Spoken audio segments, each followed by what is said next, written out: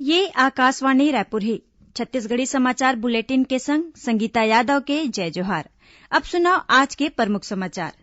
केंद्रीय वित्त मंत्री निर्मला सीतारमण हा देश में उपभोक्ता मांग में 5 ठिन बड़का योजना मन के घोषणा करीन। मुख्यमंत्री हा छत्तीसगढ़ उच्च न्यायालय ला चिट्ठी लिख के फास्ट ट्रैक कोर्ट अधिसूचित करे के अनुरोध करीन। और राजस्व आपदा प्रबंधन विभाग के सचिव हा प्रदेश के सबो जिला मन के कलेक्टर ला पत्र जारी करके फसल क्षतिपूर्ति के रिपोर्ट देबर निर्देश दिन। सुनो एक जरूरी संदेश। कोविड महामारी के खिलाफ देश एकजुट होके लड़त है। आपो मन हमर संग सुरक्षा और बचाव के 3 सरल जरूरी उपाय के संकल्प लेवो। पहली उपाय, जब भी घर ले बाहर निकलो मास्क जरूर लगावो। दूसरा उपाय, लोगन ले 2 गज के सुरक्षित दूरी रखना ही जरूरी। तीसरा उपाय, अपन हाथ घेरी बेरी साबुन और पानी ले बने असन धोवो। ये 3 आसान उपाय अपना के आप मन कोरोना ला हरा सकत हो। अब समाचार विस्तार ले। केंद्रीय वित्त मंत्री निर्मला सीतारमण हा देश में उपभोक्ता मांग में करीबन 73,000 करोड़ रुपया तक के वृद्धि बर 5 ठिन बड़का योजना मन के घोषणा करीन है।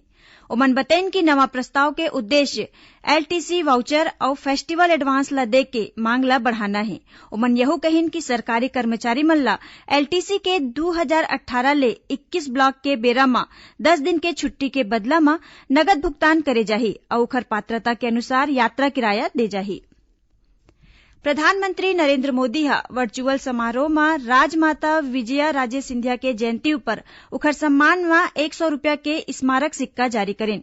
दिवंगत नेता ला श्रद्धांजलि देत श्री मोदी हा कहिन कि राजमाता सिंधिया के जीवन और उखर काम गरीब मन के सेवा ले जुड़े रहिस। मुख्यमंत्री भूपेश बघेल हा छत्तीसगढ़ उच्च न्यायालय के मुख्य न्यायाधीश न्यायमूर्ति पीआर रामचंद्र मेनन ला चिट्ठी लिख के सबो जिला में यौन अपराध ले जुड़े प्रकरण के तुरते सुनवाई बर फास्ट ट्रैक कोर्ट अधिसूचित करे के अनुरोध करीन। ओबन हा एकर बर राज्य सरकार डहार ले जरूरी सहयोग करे के सहमति दिन है। मुख्यमंत्री हा चिट्ठी में लिखे है कि देश में माईलोगिन और लइका मन के खिलाफ यौन अपराध गंभीर चिंता के विषय है। फिर एकर बर पर्याप्त कानून बने हैं तब होले ए अपराध में कमी नहीं होवत दिखत है। जौन चिंता के विषय है श्री बघेल हा कहिन कि फास्ट ट्रैक कोर्ट अधिसूचित करे जाए में ऐसे प्रकरण की सुनवाई समय सीमा के भीतर हो सकी। छत्तीसगढ़ में राज्य सरकार हा लगभग 1.25 बछर के दौरान नगरीय विकास के क्षेत्र में कतको नवा प्रयास करे है। प्रदेश के 14 नगर निगम मन में 861 स्लम क्षेत्र मन में मुख्यमंत्री स्लम स्वास्थ्य योजना शुरू करे गे है। उन्हें शहरी क्षेत्र मन में डॉक्टर राधाबाई डायग्नोस्टिक सेंटर शुरू करे जाही जेखर ले लोगन ला अत्याधुनिक पैथोलॉजी लैब के सुविधा मिलही। भारत सरकार डहार ले कराए गे स्वच्छता सर्वेक्षण में छत्तीसगढ़ हा देश के स्वच्छतम राज्य हराय। प्रदेश में भूमिहीन लोगन मन ला जमीन के पट्टा देबर राजीव आश्रय योजना शुरू करे गे है। इसने प्रधानमंत्री आवास योजना में 70,000 आवास बनाए गे है जेखर आवंटन करे जाथे। मोर जमीन मोर मकान योजना में हितग्राही मन ला 2.5 लाख रुपया तक वित्तीय सहायता दे के प्रावधान है।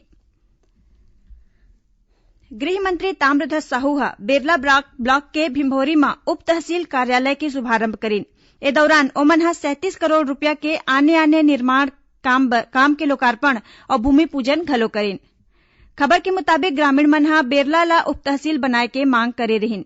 इला राज्य सरकार हा हाल ही में उप तहसील घोषित करीन। फिलहाल ए लिंक कोर्ट के रूप में कार्य करही और यहाँ बर नवा तहसीलदार के नियुक्ति कर दे है।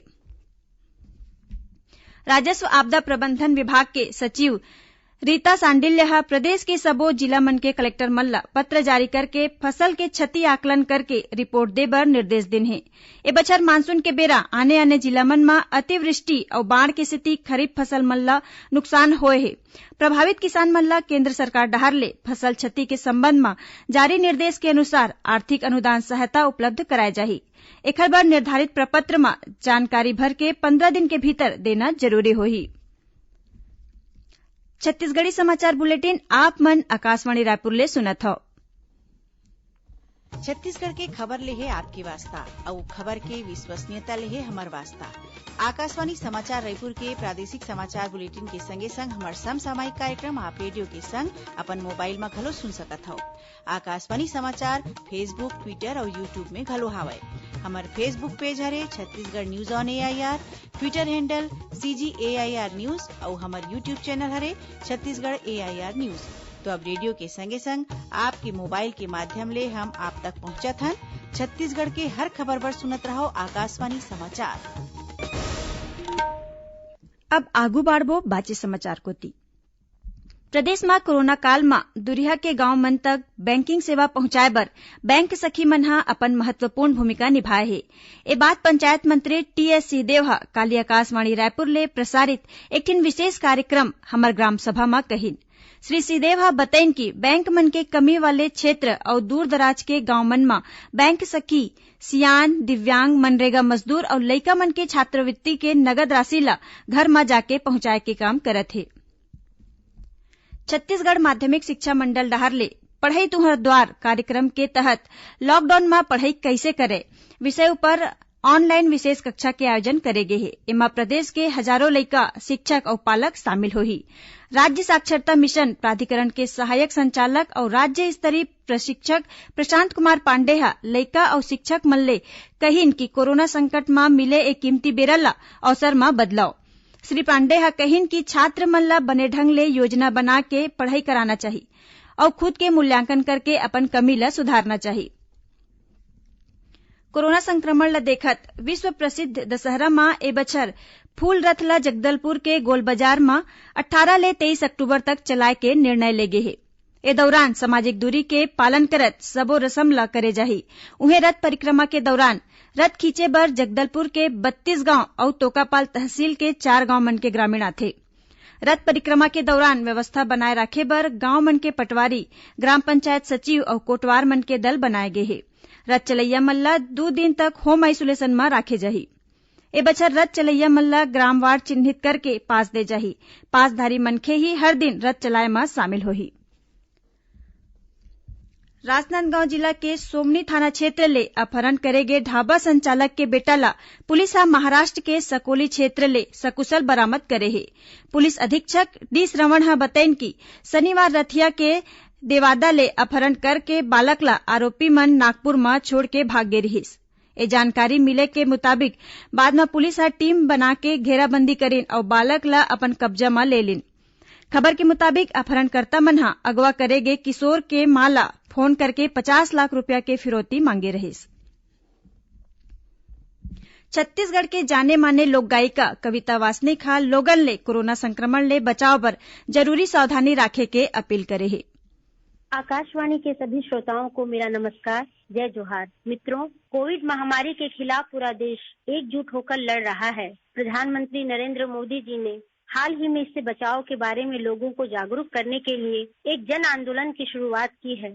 हम सभी को इस जन आंदोलन में सहभागी बनना है। आइए आज हम सब अपने स्वयं के और अपने परिवार तथा समाज की कोरोना संक्रमण से सुरक्षा और बचाव के लिए 3 आसान एहतियाती उपायों को अपनाने का संकल्प लें। आप जब भी घर से बाहर निकलें तो मास्क जरूर लगाएं। बाजार या किसी भी भीड़ भाड़ वाली जगहों पर जाएं तो लोगों से सुरक्षित दूरी बनाए रखें और साथ ही समय समय पर हाथों को साबुन और पानी से धोते रहें। ये 3 आसान उपाय अपनाकर हम कोरोना को मात दे सकते हैं। याद रखें, जब तक दवाई नहीं तब तक ढिलाई नहीं।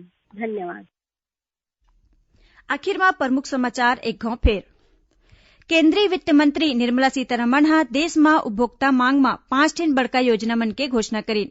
मुख्यमंत्री ह छत्तीसगढ़ उच्च न्यायालय ला चिट्ठी लिख के फास्ट ट्रैक कोर्ट अधिसूचित करे के अनुरोध करीन। और राजस्व आपदा प्रबंधन विभाग के सचिव ह प्रदेश के सबो जिला मन के कलेक्टर मन ला पत्र जारी करके फसल क्षति के रिपोर्ट देबर निर्देश दिन।